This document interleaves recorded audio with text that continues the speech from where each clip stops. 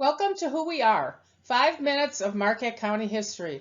Today, let's talk about mills. After shelter, mills were one of the first things that early settlers to Marquette County built. They needed them to saw wood and grind grain, both for animals and for their own food. While rivers and lakes were attractive for food sources and transportation routes, water power was an important element in establishing communities and businesses.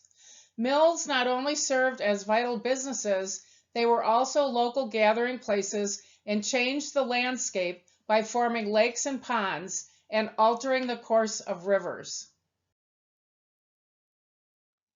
This map shows the locations of just some of the mills that once stood in Marquette County. These are significant today, even though the mills are gone. Almost all of them created a lake or pond that is still there today that is used for hydroelectric power in some cases and recreational purposes that bring in lake property tax dollars, fishing, boating, and pleasure tourist dollars. Many of Marquette County's lakes are impound lakes, created from a dam built on a river that was built originally for a mill. There were actually more mills than those on that map, like the small mill that was built on the outlet stream of Ennis Lake across the road from what is now John Muir Park. The deeds show a dam was built at or before 1886 by Hugh and Mary McGwin, son-in-law and daughter of John Ennis, who settled across the lake from Daniel Muir.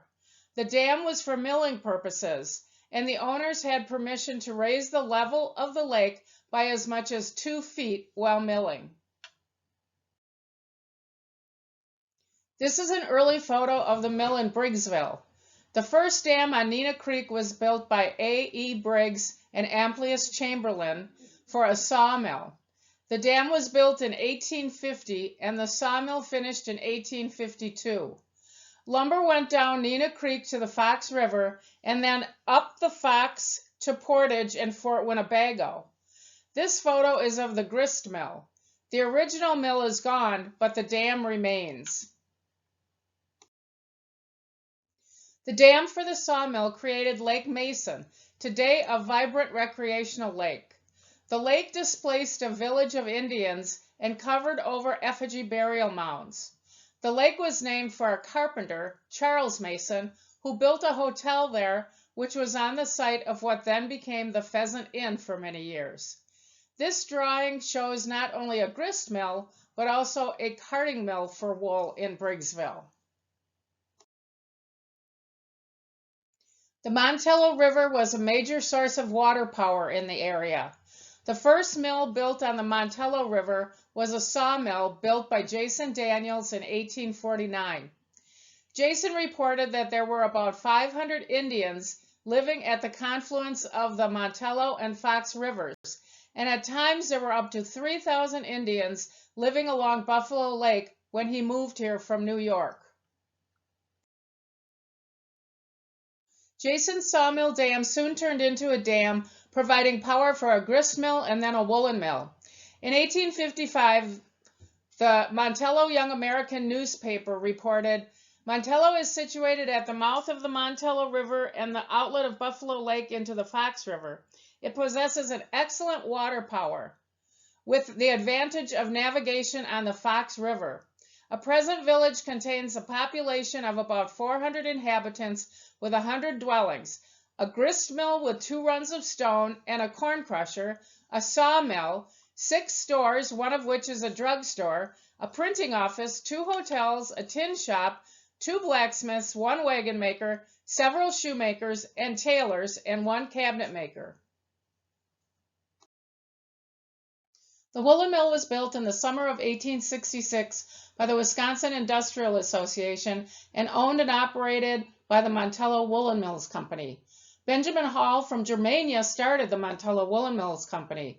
And then in 1872, Loring and Julia Perkins bought it with Loring's brother Stephen and other investors. Loring and Julia Perkins' household items were brought up the Wisconsin River and down the Fox to Montello. He ran the woolen mill until 1889 when they moved to South Dakota and operated another woolen mill there. The building was sold to the Granite Company. In June of 1866, the Montello Express reported that a bell was delivered on the Fox River on the steamship Montello and was intended for the woolen mill. You can see it on the woolen mill photo in the cupola. Behind the mill is the hill where the courthouse now sits. This photo of a parade in Montello is from about 1888 and shows the woolen mill building in the background. John Lewis built the Lewis Mill in 1855 on the Fox River. He did not build a dam, rather he built a raceway, a wall that funneled water from the river to his water wheel. John fought in the Civil War from 1861 to 1862. He and his wife Mary also owned and operated the Eagle Hotel in Montello. He was also the first Montello lock tender as well as postmaster when a post office was established in Montello in 1859. He also ran a store out of his hotel, which was a trading post when it first opened. This later postcard shows the Lewis Mill on the right. You can see the wall in the river that brought the water to the wheel. That's the creamery on the left.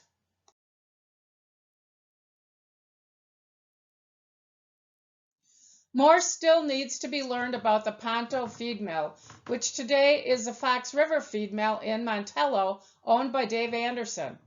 As early as 1878, a map shows a mill reserve where the Fox River mill is today. On the 1901 Sanborn Insurance map, it said flour and feed mill. Power, steam. Fuel, wood. No heat, no lights. First floor, 3 double set rolls, 1 feed mill, 1 corn sheller. Second floor, 3 reels, 1 scalper, 2 grain cleaners.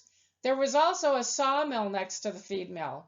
By 1909, the mill was powered by kerosene and gasoline with an outdoor gas tank. This historic building is the only operating feed mill in Montello today. You can see a standing mill building in Neshkoro. It's on the Marquette County John Muir Nature and History Route mobile app, where you can learn more about mills. Today, it's office space for North American Hydro, but the dam and mill pond are still there. This wasn't the first mill building in Neshkoro, though. The Pond Lily Roller Mills preceded the present mill building. Then, in 1905, this building was moved board by board from Shawano, Wisconsin, where it started life as a mill in the 1860s. It was reassembled in Neshkoro. This is the building soon after it was rebuilt in Neshkoro and is the same one standing today. As in other villages and towns, the ponds and lakes formed by the dams used by the mills became important elements of the surrounding communities. This is the Neshkoro Mill Pond in earlier days.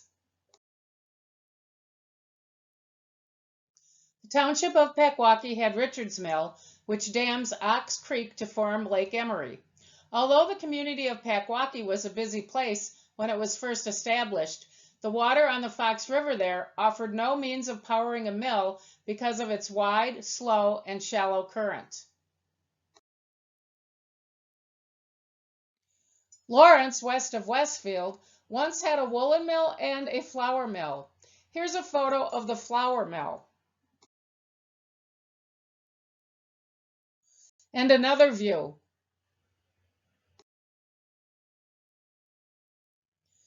The flour mill site is where the Dalkey Brewery once operated. That building is now privately owned in Lawrence. The dam from the flour mill helps form Lawrence Lake on Westfield Creek. The dam for the Harrisville Mill formed Harris Pond. There was also a woolen mill in Harrisville that burned in 1880, apparently by arson set by one of the owners. You can see from the map that 2 channels of water were created in Harrisville. There was a sawmill on one canal and a grist or feed mill on the other.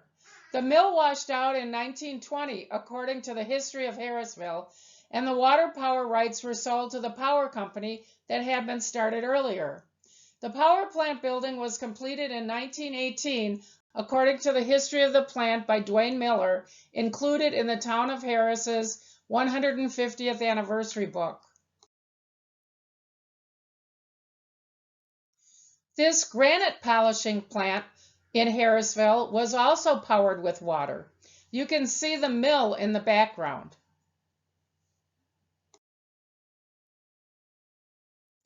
The Westfield Mill Pond is another body of water that was formed by a dam used to power first a sawmill and then a flour and grist mill. It also has an electric power plant on the river.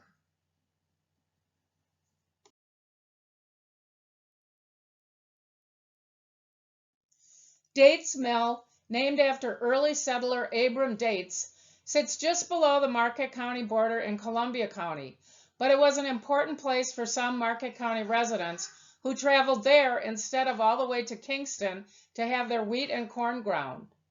Dates bought it in 1863. Prior to that, it was French's mill. Here is the building today. And in 1905, during a big flood.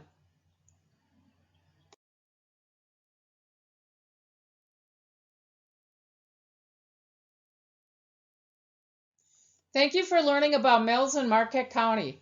The next time you fish on Montello Lake, admire the waterfowl that come for the wild rice on Harris Pond, or drive by pretty little Emery Lake, think about the mills that made those lakes and the settlers who brought their corn and wheat to be ground there.